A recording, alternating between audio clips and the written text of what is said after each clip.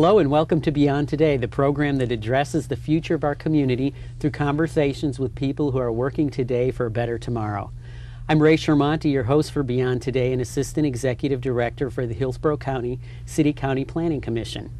In our recent shows, we've asked our planning commissioners to be present and tell us something about themselves and how they became involved in planning. Today we have Ed Dees, a county appointee from Spring Head. Ed, welcome to the show. I'd like to ask you a little bit about how long you've been in Hillsborough County and where you're from. Born and raised in East Hillsborough County. So, proud to say 52 years.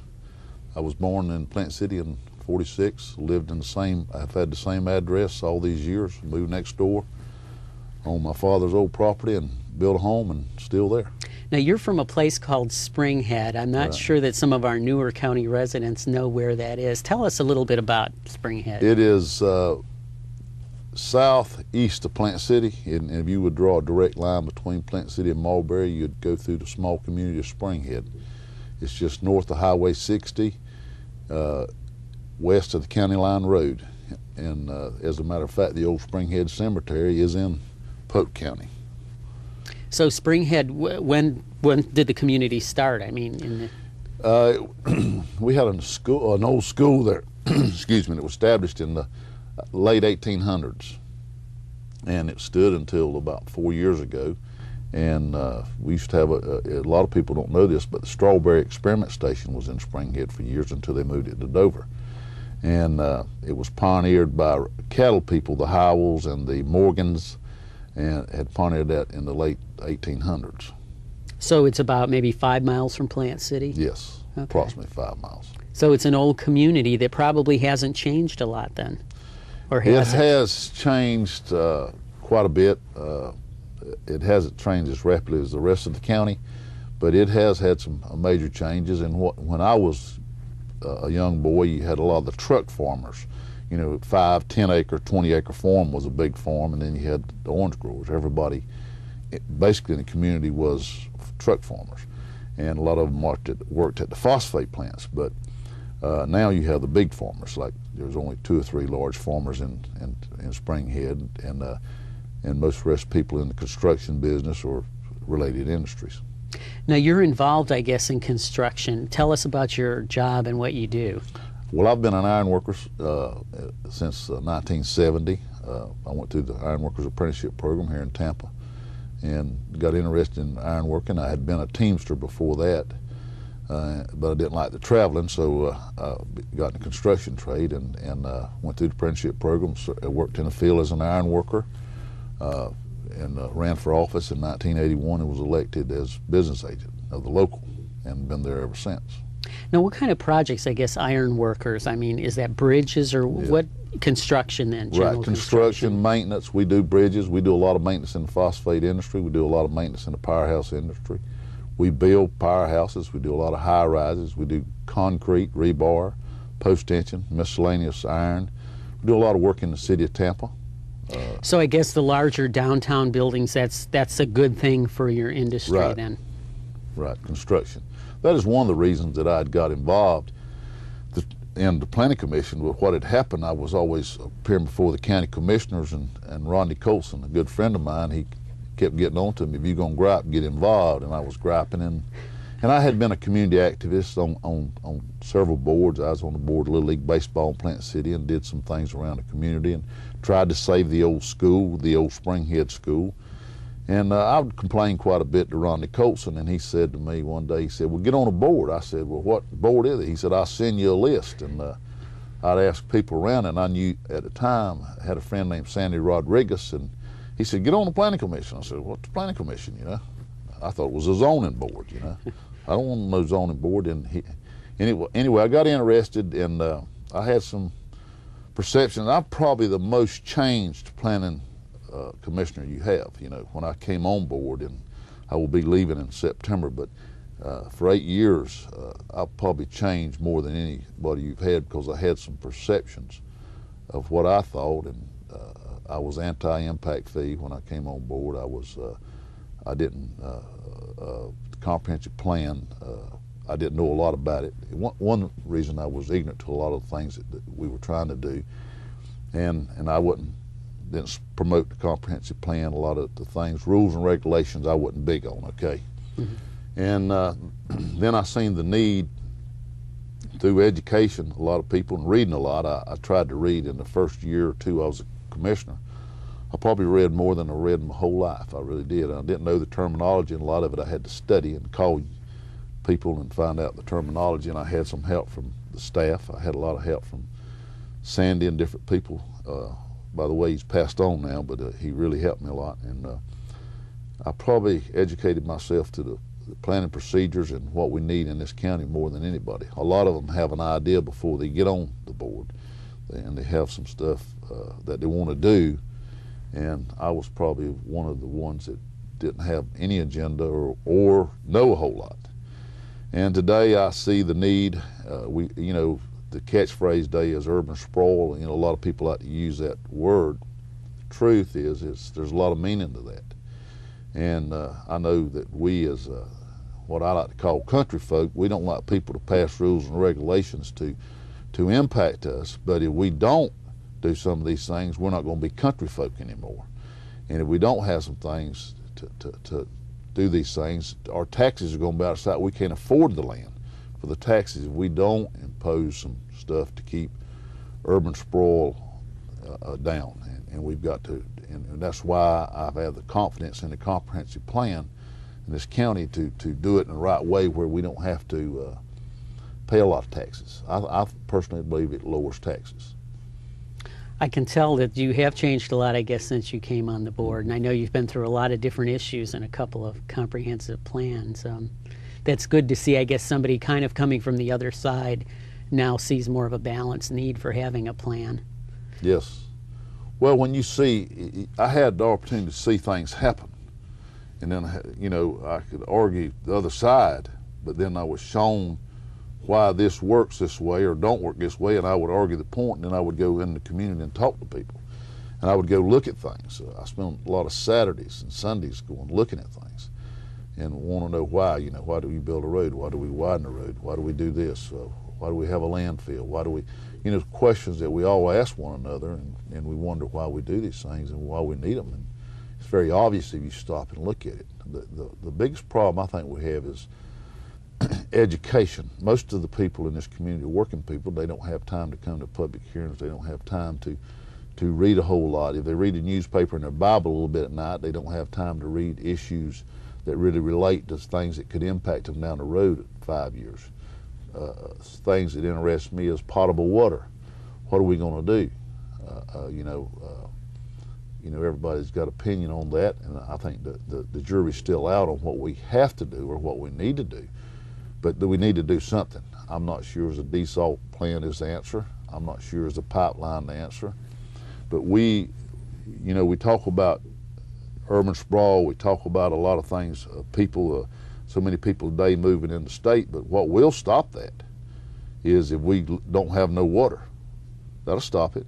If you can't get nowhere, if you get choked down in transportation, that'll stop it. And we have to have proper transportation to get people around the city. Because if we build anything and they can't get to and from with ease, they're not coming. And if you don't have water for people to drink, they're not coming. And studies show we need to do these things. And I believe them because if all of us that has lived here as long as I have take a look at the drawdown into water in their own wells. I live in the country, I'm on my own septic tank, and I have 2 wells. Used to, the water level was 4 or 5 feet. Now it's 20, 30 feet. And I mean, that don't take no rocket science to figure the drawdown of the water that we don't have the water level. And we have, and farming is a very important part of industry in this county. We have to protect it. They need a lot of water, the farming industry. And so we have to protect the water. And as you look at the coastal communities, already have the brackish water. That will tell you something. There's a lot of benchmarks that a common man like myself can look at once somebody shows them to you and see why we need these things. The other thing, again, jump back to transportation. My God, all you got to do is get on the highway. And I'm not sure the bullet train, and I'm not up on that, but I'm not sure the bullet train or what kind of transportation we need or the road system. But let me say this to you. People talk about widening roads, building more roads, but there's only so much land. You know, you build 100 miles of road, 200 foot wide, that's a lot of land, but we have to do something with transportation and water. Well, I guess in your industry you see growth as a good thing. If it's done right, is that a Well, fair that's the key. characterization? I believe, you know, growth, it can and the environmental people and the growth people and can do things. Let me give you an example that's really a prime example, a good example in this area that the phosphate industry has done. You know, a lot of people beat up on the phosphate industry because sometimes that is an ugly industry. At least it's like the old steel industry in Pittsburgh.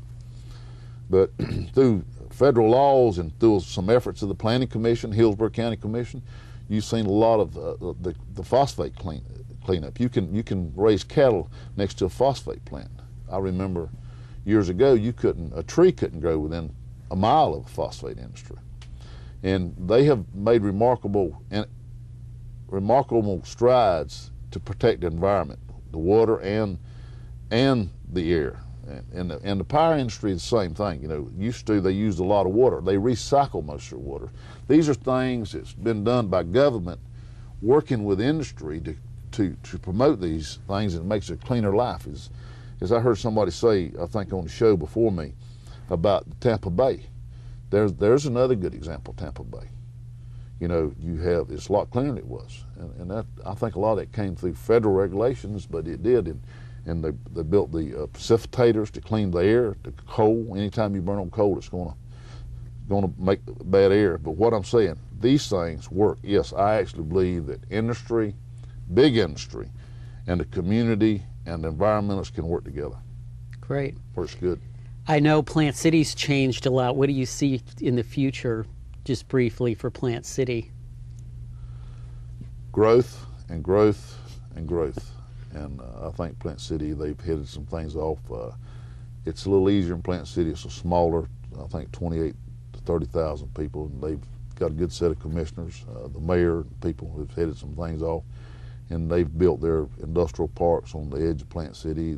They've made some good moves, but they do have some problems.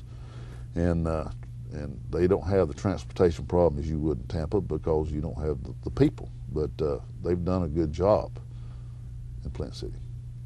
Well, Ed, I'd like to thank you for being on the show. I think you have a very interesting perspective from a different part of the county than we're used to hearing from, and we appreciate it.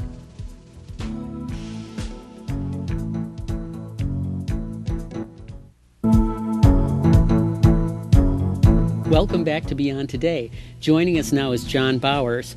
John is our team leader for community planning and community design, and he's going to be working on community plans for Hillsborough County. John, you've recently come to the Planning Commission again. Before we talk about community planning, I'd like to know a little bit about your background for our viewers. Well, my education is in landscape architecture. My experience is in planning and landscape architecture, both with the public and private sectors. And I've worked a great deal in the Tampa Bay area for the Planning Commission over the years, and it's just great to be back and working for the Lutz and Keystone areas, and also some other work I'm doing in the city of Tampa. Before we leave landscape architecture, I know probably some of our viewers might think that that's only arranging plants or doing landscape plans, but it really involves other things too, doesn't it? It does. It enables you to look at design as it occurs on the land, whether you're doing a landscape plan or whether you're doing a comprehensive plan. A lot of the process is similar, so I apply those principles to what I do in the comprehensive planning or community planning efforts. Now, this whole community planning effort we're talking about, explain how that fits into the comprehensive plan. Is that the same thing or something different? No, the community planning effort it's a closer look at the areas that are currently governed by the comprehensive plan. The comprehensive plan applies general principles of planning to those areas, and now we're beginning to work with the communities to achieve what their vision is for their communities by taking a closer look. Each community has its own character as you move around the county, and we're working with those communities to define those individual characters and how that affects their plans in terms of zoning and how they're going to look in the future. So I guess you would characterize a comprehensive plan as being very broad, and then a community plan would be more specific to that area. Right. It's like you're zeroing in with a magnifying glass and getting closer and closer, and taking the time to work with, rather than the whole county at one time. Now we're just working with one community at a time. Now, is this the first time we've ever gotten to this level in Hillsborough County, or has there been any other plans done in the past that might fit a community plan? Well, you're familiar with some of the work that's been done in the city for the South Howard area, for example, or other corridor studies that have been done around the county. But I believe this is the first time we've really taken a county community and prepared a plan just for them. So it is something that's new for Hillsborough County. We're doing one for Lutz and for Keystone, and Planning and Growth Management is preparing community plans for the Citrus Park area in the Northwest, and they're also looking at some work around Thnodisassa. Now, Lutz and Keystone, can you describe a little bit about where those areas are? Both are in the northwest portion of Hillsborough County. Both are bordered by Pasco County to the north, and Keystone goes all the way over to the northwest, which is bordered by Pinellas County. Both have a common boundary, generally, of Dale Mabry, and we'll be working more specifically with the two communities to better define how they overlap, or exactly what that relationship is in that middle area we call sometimes a gray area. But that's part of the community planning process, is to define what the community perceives as its boundaries. Now, where do the citizens of Lutz and Keystone fit it? You talk about a process. How do they fit in? What opportunities are there for them to have input into this process? The first step in the community planning process is to develop a public involvement plan. It's critical, since it is a community-based plan, which means just that. It's a plan that's based on what the community sees as their vision. So we prepared a public involvement plan that provides for numerous opportunities for input from the public. And this particular community-based plans for Keystone and Lutz, we've devised an advisory committee that we'll be utilizing throughout the process, and then at various points where we need input from the entire community, we're planning on holding forums where we'll invite the whole community to come in and let us know what they think. Now, where exactly I know the process has started, but at this point in time, where are we? We have just kicked off the project in February, when we held 2 open houses, one in each community. We obtained a great deal of information from those who attended in terms of issues and concerns that we noted on notepads, and then we were able to help develop what kind of information we needed to collect in our data collection process. The next step for us is April 15th, in fact. We're going to hold our first advisory committee meeting, and it's an orientation workshop with the committee to let them know what the community-based plans are, what their role is going to be, and what the schedule for the project will be. Now, when do you see the plan process ending? We're hoping to have community plans developed in August. Now, we have to understand that part of what will implement the plans will take longer, and that's because we're talking about potential plan amendments to the comprehensive plan, changes to the land development code, such as zoning regulations that reflect changes perhaps in landscaping, signage, setbacks, subdivision regulations, things of that nature. So those, while we will be identifying them and preparing them, the adoption process may take a little longer than that. Now, will this be in the comprehensive plan, or do we know that yet? Well, in fact, the planners for the county are working to determine exactly what the form of these will be, what they're going to look like. But we do intend for a portion of the plans to be included in the comprehensive plan, policies and goals that set it apart from the rest of the county, and perhaps a map which shows particular areas that need special attention from other areas of the county. Now, I guess you've become a little bit familiar with the 2 areas now, and you've had a kickoff meeting. What do you see some of the areas that are going to be addressed in the plans? For example, in Keystone, what do you see as the issues that the people have identified so far?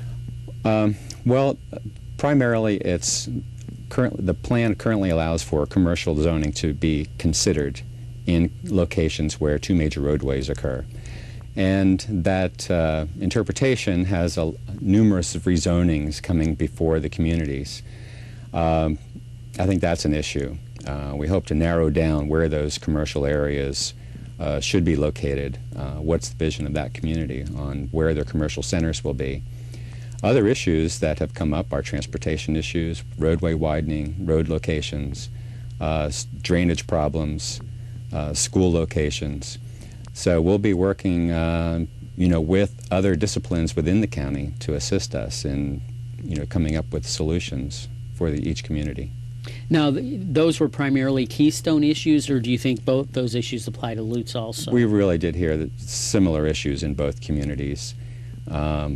I think probably you could say geographically they were able to tell us where these problems occurred, like US 41 in Lutz, and in Keystone, actually the commercial rezoning seemed to be popping up, like I said, wherever the roadways were intersecting. And so it's a little more diverse of a problem there. But there are other issues that they want to take a look at in terms of how to retain a rural character in their community, how to retain low densities and open land. Mm-hmm. Now, I guess the difference between Lutz and Keystone would be what? Keystone is a little less dense? Right. The comprehensive plan, which went into effect this March, did reduce densities in Keystone largely to 1 dwelling unit per 5 acres. And that's primarily the difference between that community and Lutz, which is generally 1 dwelling unit per acre. So it's a little bit more suburban in Lutz. Lutz is a little bit more dense than what Keystone is planned for. Now, that's kind of what's happening in the county. I'd like to talk about the city a little bit, since we are a city-county planning commission. You're also working on some redevelopment plans in the city. Can you tell us what's happening in our inner city in Tampa? Right. The one area that I'm working on right now is the Tampa Heights area, and specifically the old police station site and surrounding area. We've just completed a community redevelopment plan for the old police station site and the area surrounding it. It's along the Hillsborough River, generally Ross Avenue to the north, Tampa Street to the east, and the interstate on the south. It's a tremendous opportunity for the city and the neighborhood, Tampa Heights, because it's approximately 60 acres of land that has wonderful potential near the CBD and along the Hillsborough River. So the community redevelopment plan allows us to take a package or a total look at this piece and propose what the vision is of the city for that area, which is fairly intense, very urban look. Now, is this plan complete yet, or close to it? The redevelopment plan will be going before the Planning Commission in April. They'll be looking for the consistency of that plan with the comprehensive plan and send that information to City Council for public hearing. Now, what type of land uses would be proposed in the area of the old police station? We have a mix of uses occurring on the site. Just north of downtown is the most intensive expectations in terms of office, potential hotel, retail uses. And then moving north and west, we see a more moderate scale of mixed uses. I would say for those viewers who are watching, the mix is generally what you might expect to see in the Hyde Park Village, where you have the commercial, office, and residential components all occurring in same structures. Now, is this part of a larger planning process that's going on in that area? I've heard about the mayor's initiative in Tampa Heights. How does it fit with the Tampa Heights proposals? It's what the Heights proposal had foreseen in general in their concept plan. And we're also working with the Tampa Heights community, which is much larger, which would go all the way up to Martin Luther King. And they have been part of the advisory committee, in fact, that has been reviewing the community redevelopment plan. So we can look to see some fairly extensive changes in this area. Well, we're hoping that while the economy is good, as we have seen these last few years, and hope that it continues, there is that opportunity for new development to occur here. Are there any other areas of the cities that's likely to get plans done in the near future? Well, I think Tampa Heights is one of the areas that we're going to be looking at in terms of a neighborhood plan in the near future. I know that the Planning Commission is currently working on a neighborhood plan for the Port Tampa area. So I think that also the mayor's initiative in the East Tampa area and along 40th Street will begin to see, you know, a lot of new development, new homes. Certainly what's happening in Ybor City, that the mayor, you know, has done such a good job of letting us know through his broadcast of what's occurring, and the new theaters that are under construction along Channelside. So it's just a great deal happening in the city. Well, with all the planning going on and opportunities, it sounds like things are going to look different 5 years from now than they do today. It'll be interesting to look back and see how everything came to a conclusion. Right. I think you're going to see a lot more people downtown for entertainment and for living. So looking forward to that. That's great. Is there any advice you would have to the citizens, again, on how to get involved in these processes? How can they learn about it better? Certainly the internet location for the Planning Commission. We, in fact, have a website developed for Lutz and Keystone's community plans. It's currently not online, but we hope it will be shortly. But the internet is a good source. Certainly call us, and we're always welcoming input from anyone who's interested. Well, thank you, John, for being on the show and telling us about the community planning process. It's very exciting, and it sounds like we're going in the right direction. Let us know if you have any comments about today's show. You can reach us on our hotline or on email. I'm Ray Shermonti on behalf of the Planning Commission. I thank you for thinking beyond today.